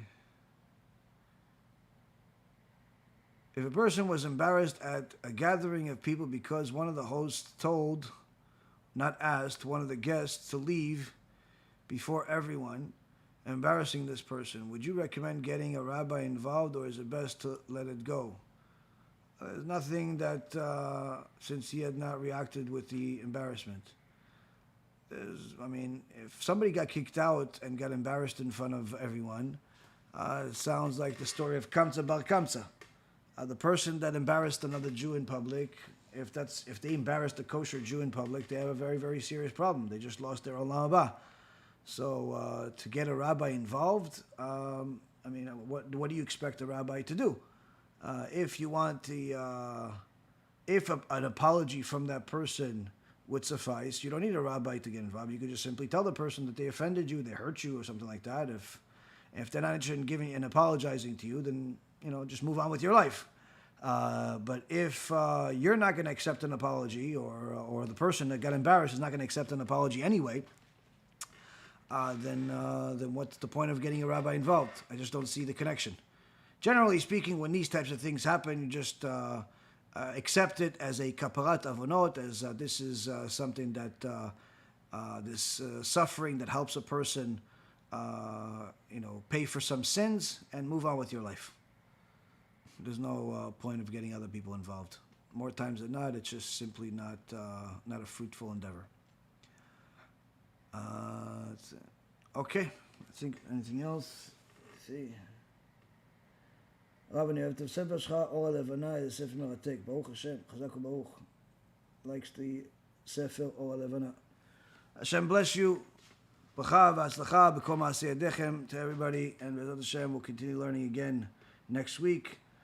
Anyone that wants to come to the event on January 10th here in South Florida, to sign up on the website, bhchizuk.org, bhchizuk.org, or just look at the flyer, and there's also an email on there.